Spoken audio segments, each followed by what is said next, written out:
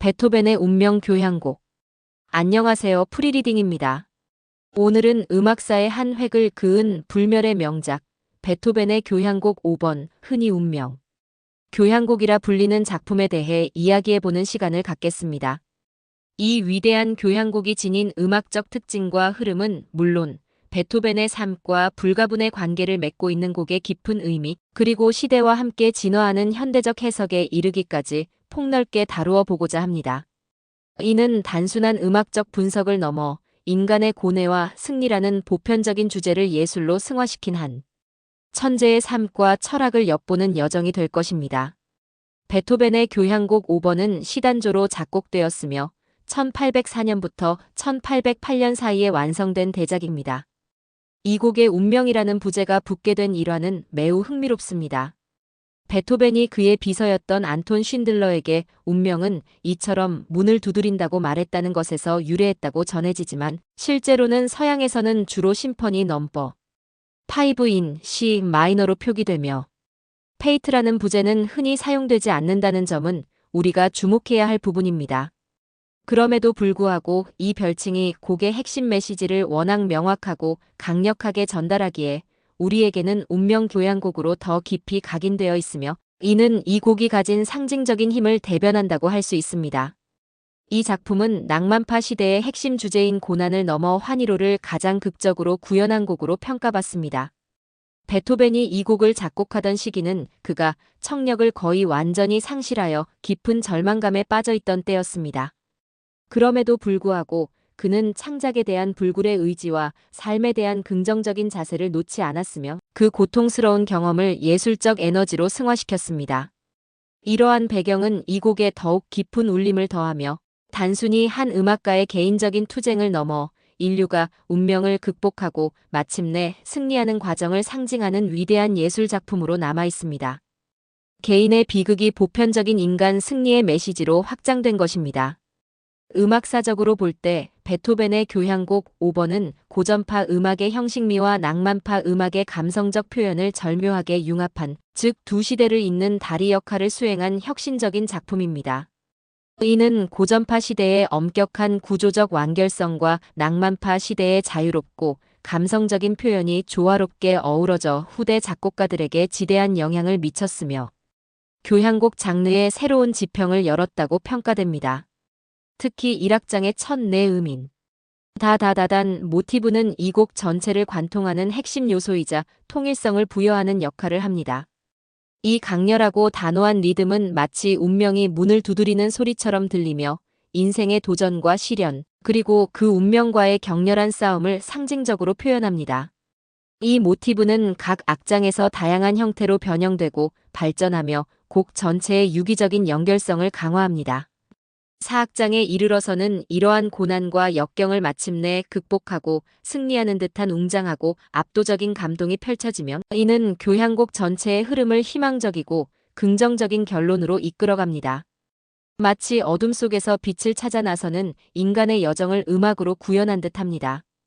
이제 각 악장의 특징을 보다 상세히 살펴보며 곡의 흐름을 더욱 깊이 이해해 보겠습니다.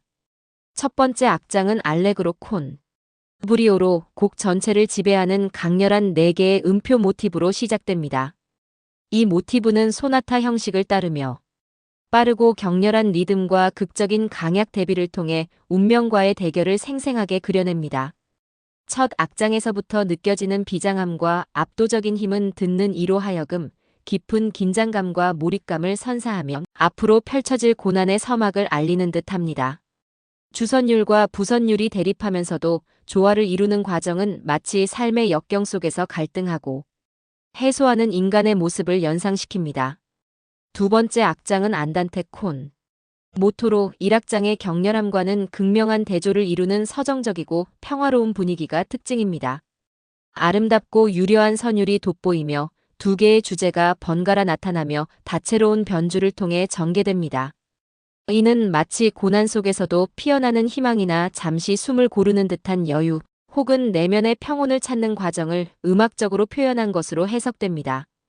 따뜻하면서도 사색적인 분위기는 듣는 이에게 위안과 안정감을 선사합니다. 세 번째 악장은 알레그로의 스케르초입니다. ABA 구조를 가지며 1악장의 주제를 변형시켜 다시금 긴장감을 고조시킵니다. 이 악장은 신비롭고 때로는 불안정한 분위기를 조성하며 베토벤 특유의 유머와 위트가 가미된 듯한 부분도 엿볼 수 있습니다. 특히 이 악장의 끝부분은 다음 4악장으로 끊임없이 이어지며 점진적으로 고조되는 크레셴도를 통해 극적인 전환과 클라이맥스를 향한 기대를 증폭시킵니다. 이는 마치 폭풍전의 고요함 혹은 어둠 속에서 서서히 밝아오는 여명을 예고하는 듯합니다. 네 번째 악장은 알레그로로 이전 악장들의 고난을 극복하고 마침내 승리하는 듯한 웅장하고 희망찬 분위기를 연출합니다. 3악장과 끊김없이 연결되어 드디어 고난을 이겨낸 환희를 폭발적으로 표현합니다. 이 악장에서 베토벤은 오케스트라의 편성에도 혁신을 가했습니다. 트롬본, 피콜로, 콘트라바순 등 당시에는 교향곡에서 흔히 사용되지 않던 악기들을 과감하게 도입하여 오케스트라의 웅장함과 사운드의 풍부함을 극대화했습니다. 이는 베토벤의 진취적이고 혁신적인 음악적 시도를 보여주는 대표적인 예시이며 이러한 확장은 후대 오케스트라 편성에 큰 영향을 미쳤습니다.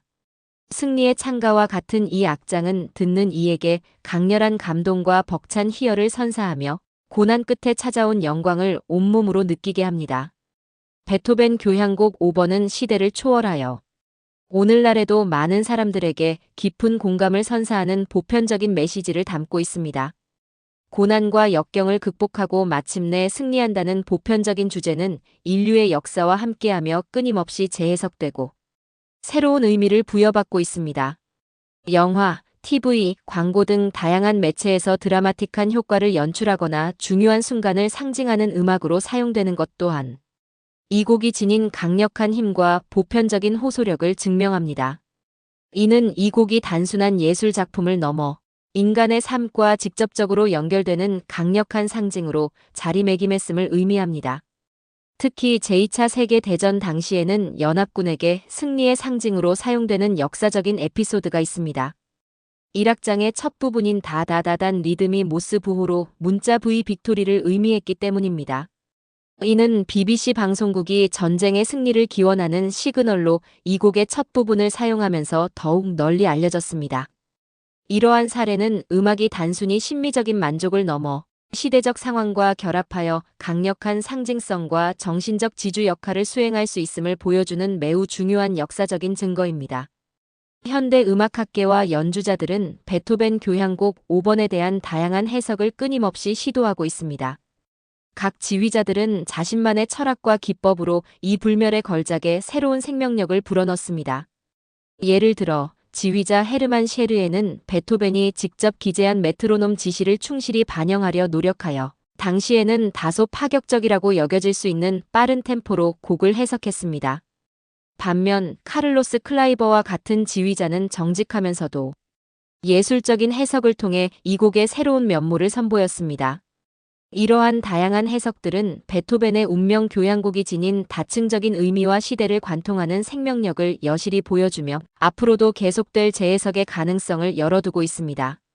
이 곡은 단순한 음악 작품을 넘어 베토벤 개인의 고통과 투쟁, 그리고 그것을 예술로 승화시킨 인간 승리의 가장 숭고한 기록입니다. 그는 청력을 잃어가는 절망적인 상황 속에서도 인간은 운명에 굴복하지 않고 맞서 싸워 이길 수 있다는 불굴의 메시지를 이 위대한 교향곡에 담아냈습니다. 그의 음악은 고난 속에서도 희망을 찾고 역경을 극복하며 전진하려는 인류의 보편적인 의지를 대변합니다. 이러한 메시지는 오늘날을 살아가는 우리에게도 큰 위로와 용기를 주며 삶의 고난 앞에서 좌절하지 않고 끊임없이 도전하며 앞으로 나아가려는 모든 이들에게 베토벤의 운명 교향곡은 영원한 영감의 원천이자 인간 정신의 위대함을 상기시키는 위대한 유산으로 남을 것입니다.